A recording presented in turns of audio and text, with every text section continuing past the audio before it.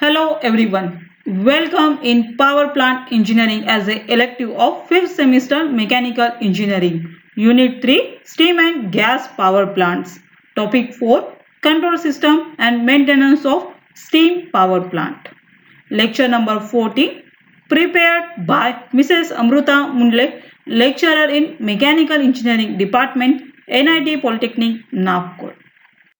Content of today's lecture as control system in steam power plant, steam temperature and feed water control system, maintenance of steam power plant. Learning outcomes. After completion of this lecture, you are able to identify, explain importance of control system, explain working of steam temperature and feed water control system. Discuss maintenance procedure of steam power plant.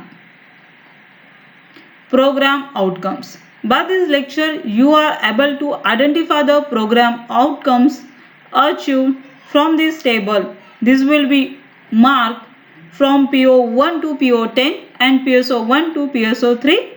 Refer the chart. We will discuss in last how program outcomes achieved by this lecture. Overview of last session. तो last session में हमने क्या देखा उसको देखते हैं. Explain working principle of ESP. Electrostatic precipitator ये कहाँ पे यूज होता है, इसका वर्किंग प्रिंसिपल क्या है, ये हमने लास्ट लेक्चर में देखा. Discuss advantages and disadvantages of ESP. Application of ESP. तो question is that what is control system. पता है कंट्रोल सिस्टम क्या होता है? Any idea about that?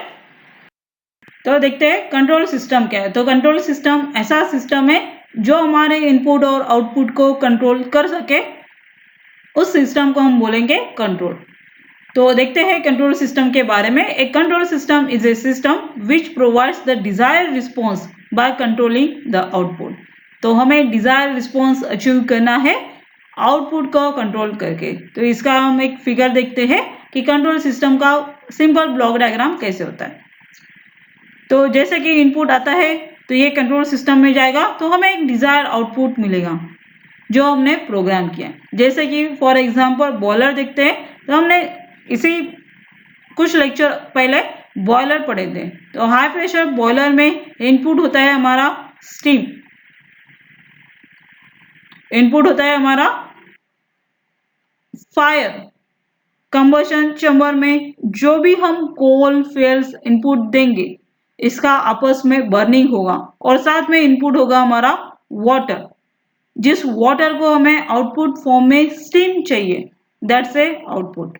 और इसके बीच में जो भी हमारा कंबशन चैम्बर का टेम्परेचर रहेगा, सुपर हीटेड स्टीम फॉर्म में जो भी रिक्वायरमेंट होगी, क्वालिटी होगी, उसे हम बोलेंगे कंट्रोल सिस्टम. तो ये हमारे आउटपुट को एक डिजायर्ड फॉर्म में कंट्रोल. तो late us discuss about types of control system. तो ये कंट्रोल सिस्टम के दो टाइप्स होते हैं, open loop control system and close loop control system. ते है ओपन लूप कंट्रोल सिस्टम के बारे में. तो open loop system also refer as a non feedback system. तो ओपन लूप कंट्रोल सिस्टम क्या है? Non feedback system is a type of continuous control system in which the output has no influence or effect on the control action of the input signal. तो जैसा कि हमने देखा, एक simple diagram देखा था इसके पहले कंट्रोल सिस्टम की. जैसे कि कंट्रोल सिस्टम में इनपुट आता है तो आउटपुट मिलता है.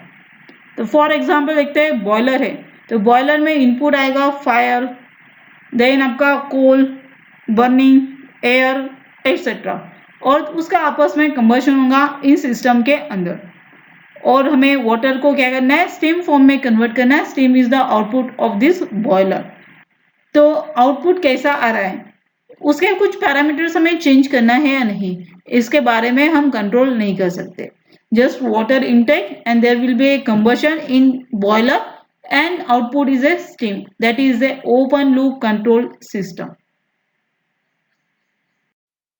पर जब हमें इसी ओपन लूप को जो कि कंट्रोल करना है, मीन्स हमें फीडबैक चाहिए कि आउटपुट हमें ऐसा ही होना चाहिए और आउटपुट के फीडबैक से हम इनपुट को कंट्रोल करेंगे, तो उसको हम बोलेंगे क्लोज लूप कंट्रोल सिस्टम।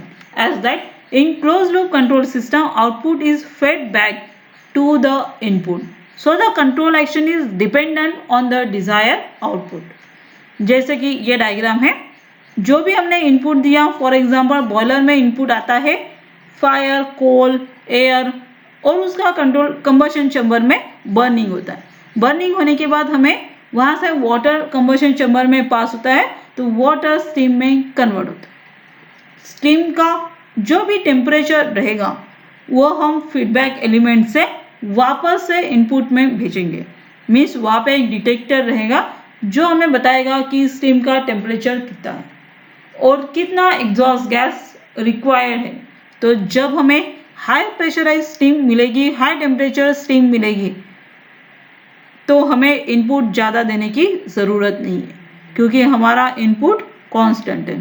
तो जैसे ही हमें आउटपुट से सिग्नल मिला तो हमने इनपुट को, फायर को कंट्रोल किया। That is called as a close loop control system,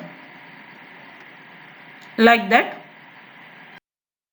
तो types of control system in boiler देखते हैं कि बॉयलर में कौन से टाइप के कंट्रोल सिस्टम रिक्वायर्ड होते हैं। ऑन ऑफ साइक्लिंग कंट्रोल, कि बॉयलर ऑन करना है, ऑफ करना है, फायरिंग स्टार्ट करनी है, उसके लिए जो कंट्रोल सिस्टम लगाएंगे उसको हम बोलेंगे on off cycling control. Then है high fire and low fire control, तो इनसाइड में कितना बर्निंग रिक्वायर्ड है उसके वजह से इनपुट कितना देना है, that's called as a high fire and low fire control. Modulating control, अगर हमारा स्टीम कंटिन्यूअस फॉर्म में जनरेट हो रहा है at a lowest input, there will be not require much more input coal, तो हम उसको बोलेंगे modulating control. Steam temperature and feed water control system in boiler, तो बॉयलर में स्टीम टेम्परेचर कंट्रोल करने के लिए हम स्टीम टेम्परेचर मीटर लगाएंगे और फीड वाटर कंट्रोल के लिए फीड वाटर कंट्रोलिंग डिवाइस लगाएंगे। तो ये हमारा बॉयलर का फॉर्म है जिसमें बॉयलर ड्रम है।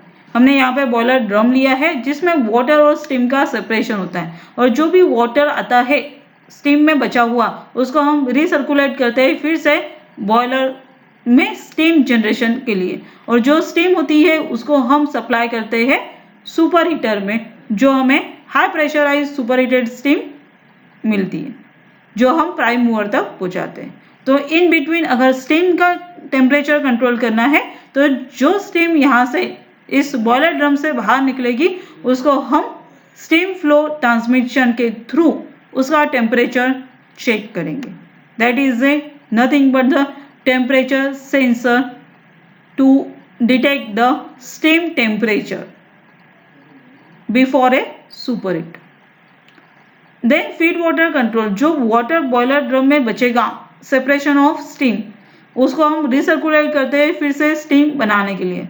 तो उसमें जो हम फीड वाटर की लेवल आइडेंटिफाई करेंगे उसके लिए हम यहाँ पे वाटर लेवल कंट्रोल लगाएंगे LC एंड FC लगाएंगे फीड वाटर फ्लो कंट्रोल। तो ये वाटर की लेवल कितनी है ये हमें डिटेक्ट करेगा by this control element LC and FC। That is a steam temperature and feed water control system.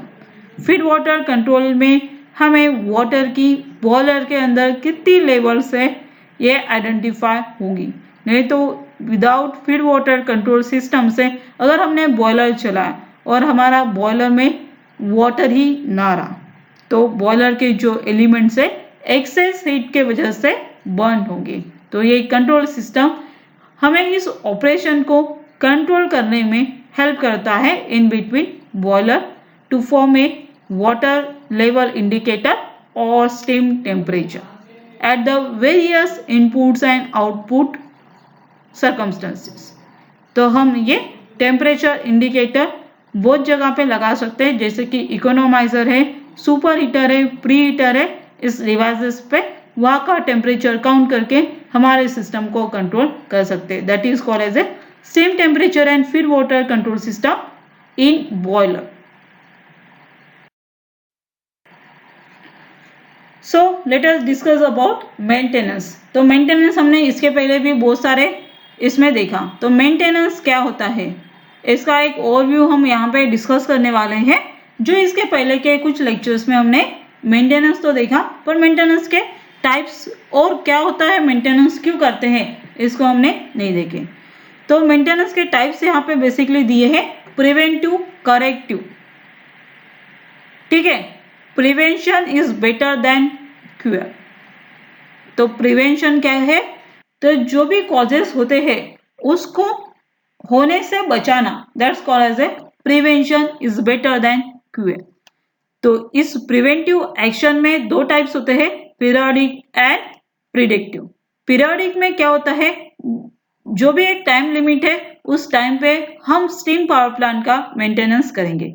Means मान लो कि हमें बॉयलर के एलिमेंट्स को चेक करना है, वॉल्स को चेक करना है और उसका शेड्यूल है 15 डेज। तो एवरी 15 डेज के बाद हम उसको चेक करेंगे, that is called as a periodic maintenance. और इसमें हमें उस बॉयलर की या उस कंपोनेंट की जो भी स्टीम पावर प्लांट के अंदर है उसकी सर्विस मिलेगी।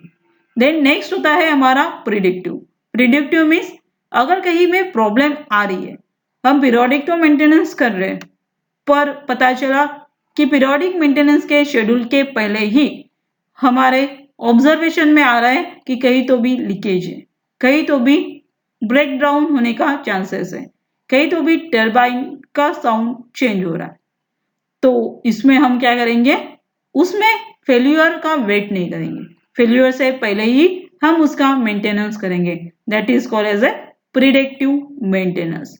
तो प्रॉब्लम आने वाली थी उसका हमें अंदाजा लगा, उस अंदाजे पे हमने उस पर प्रिवेंटिव एक्शन ली, that is called as a predictive maintenance. और देन है हमारा करेक्टिव मेंटेनेंस। जब भी कोई चीज फेल होती है तो हम उस फेल को आइडेंटिफाई करेंगे कि कहाँ पे फेल है और उसको रिप्लेस करके करेक्टिव रिप्लेसमेंट करके उसमें करेक्टिव एक्शन लेंगे, that is a maintenance types. Then maintenance trigger event और टास्क कि हम उसमें किस तरह से मेंटेनेंस करेंगे।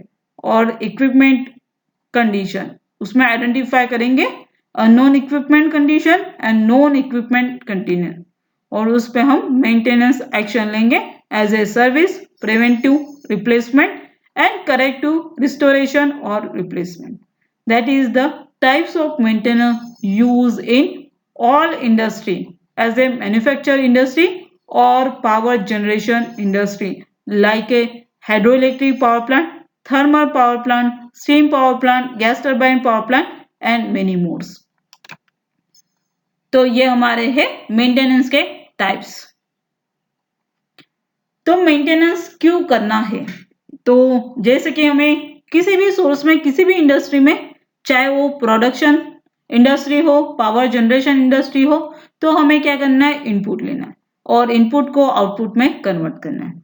तो हम पावर प्लांट का अगर देखते हैं एग्जांपल, तो पावर प्लांट के इनपुट में हमारे रिसोर्स होते हैं जिसका हम कन्वर्शन करते हैं एनर्जी पे, दैट इज ए इलेक्ट्रिसिटी। तो यहाँ पे हमारे इनपुट होंगे in terms of power plant, उसमें फाइनेंस लगेगा, ऑपरेशंस लगेंगे, इंफॉर्मेशन लगेगी, सिस्टम लगेगा और रिसोर्स लगेगा। जैसे कि देखते हैं स्टीम पावर प्लांट में हमें वाटर रिसोर्स लगेगा, कोल फ्यूल्स लगेगा और हमारे सेटअप्स कॉस्ट लगेगी, दैट इज ए इनपुट। और ये इनपुट एक प्रोसेस के थ्रू आउटपुट में कन्वर्ट होगा और आउटपुट होगा हमारा energy conversion, that is A form of electric energy. तो इस बिटवीन जो भी हमारे इनपुट्स देने के बाद मशीन ऑपरेशन परफॉर्म होंगे और finally mechanical energy electrical energy में कन्वर्ट होगी, दैट इज ए आउटपुट। इस बिटवीन हमें मेंटेनेंस करना है। तो मेंटेनेंस का पर्पस होता है, मीनिंग होता है to ensure control and manage plant availability and reliability. तो हमारे जो ओवरऑल प्लांट में जो भी सिस्टम है उसको इंश्योर करना है, कंट्रोल भी करना है और प्लांट को मैनेज करना है उसके अवेलेबिलिटी के हिसाब से और रिलायबल भी बनाना है। That is nothing but the management of workforce, spares, tools and information that between a maintenance। तो किसी भी इनपुट को आउटपुट कन्वर्ट करते हुए हमें मेंटेनेंस के थ्रू प्रोसेस अचीव करनी है। अगर हम उस चीज का मेंटेनेंस नहीं करते हैं तो उस पावर प्लांट की जो भी अवेलेबिलिटी है और रिलायबिलिटी है उसको हम लूज करेंगे for permanently. So maintenance is the one of the important term in all industry in between production, manufacturing and power generation. So we will discuss about maintenance of steam power plant. तो maintenance हमें steam power plant का करना है. तो आइए देखते हैं steam power plant का किस तरह से हम maintenance करेंगे और उसके repairing और preventive action क्या होगी. जैसे कि स्टैटिक ब्लेड ऑफ टरबाइन, अगर इस कंपोनेंट में कुछ प्रॉब्लम आती है तो हमें क्या करना है, वेल्डिंग, रिपेयर और क्रैक्स चेक करना है. Brazing and diffusion bonding check करना है. क्रैक डिफॉर्मेशन अगर है तो उसको रिपेयर करना है और उसको रिकोटिंग भी करना है. If the problem is come in turbine bucket, turbine bucket में प्रॉब्लम आती है तो उसमें हमें करना है टिप वेल्डिंग बिल्ट ऑफ. वहां पे टिप वेल्डिंग को अगर बिल्ड जनरेट हुआ है तो उसको रिप्लेस करके रिकोटिंग भी करना है. कंबशन लाइनर में अगर प्रॉब्लम आती है तो welding repair of cracks parts, जहाँ पे क्रैक्स हुए हैं उसके वेल्डिंग को रिपेयर करना है. Replacement of spring seals, collars etcetera and recoating. Transition pieces, इसमें अगर प्रॉब्लम आती है तो आपको welding repair of cracks and abrasion करना है. क्रिप डिफॉर्मेशन रिपेयर करना है और रिकोटिंग करना.